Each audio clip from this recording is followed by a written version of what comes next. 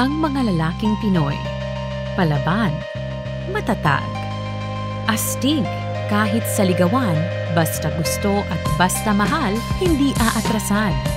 Pero paano kung ang nagustuhan at pinili mong makasama habang buhay ay ang paninigarilyo?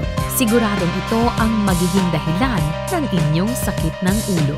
Ang karaniwang sakit ng mga smokers o nagyoyosi ay ang lung cancer. Pero lingid sa kaalaman ng iba, meron pang isang klaseng cancer na ang itinuturong dahilan di umano ay ang paninigarilyo. Ito ay ang throat cancer, na kung saan ang isang smoker ay mawawala ng boses.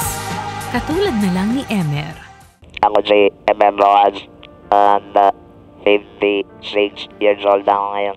Ako si Bolet Rojas, asawa ni Emer Rojas. Year 2002 yun, nung na-diagnose siya after series of laboratory examinations. That was way back 12 years ago and diniagnose nila ako ng may throat cancer. Ako po kasi, grade 3 po ako nung nagkasakit po yung dad ko. So, hindi ko pa alam talaga yung sakit na cancer.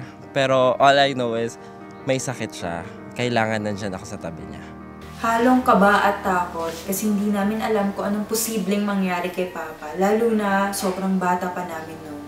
Siyempre natakot dahil bilang high school student, alam ko kung ano yung cancer at alam natin na ang cancer is nakakamatay.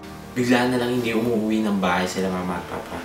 Tapos isang araw, pumunta na lang kami ospital at nakita ko na may cancer niya si Papa. Nakita namin yung kung ano yung kahirapan ng isang may sakit, lalo na ng cancer. Nakita rin namin yung biyayang natatanggap namin bilang survivor. Ito na kasi ang natawag naming pangalawang buhay. Full support kami kay Emer dahil parang nawawalan na ng pag-asa yung family. Kasi nga, after ng hirap dun sa surgery niya, ay eto na naman, nagkaroon ng recurrence. Parati kami nagdadasal. We make it a point na every Sunday we go to Mass. Siyempre, wala lang dyan yung mga lakwatsa, yung mga ganyan. As in, family time parati. Napatunayan namin talagang binigyan lang siya ng another chance para mabuhay. So, dinivote namin yung aming time para dun sa aming advocacy. Yung una nga yung sa tobacco control, sa PWD advocacy, at saka itong sa cancer support. Si Emer ay isa ring stage 4 cancer survivor. Kagaya ng ibang cancer survivors, naniniwala siya na siya ay binigyan pa ng pangalawang pagkakataong mabuhay upang gawin ang isang misyon. Alamin natin ang kanyang misyon at ang kanyang panaginip. Kalahati ng mga tao ay magkakaroon ng cancer by the year 2030 kung hindi ito malulunasan o bibigyan ng lunas.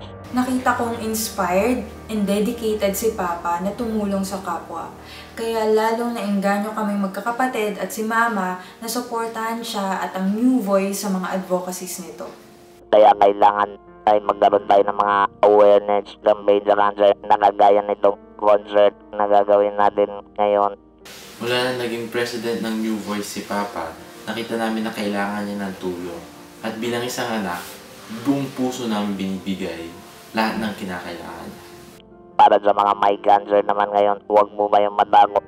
Marami po ang gamot na ang mga bago ngayon at ito po ay nagagamot na nagagamot natin ang ating mga loob. Nandito po tayo, magtulong-tulong po tayo upang masugpo at ay taguyod natin ang laban sa cancer. At sa lahat ng advocacy namin na yon, ay buong pamilya ay sumusuporta sa kanya.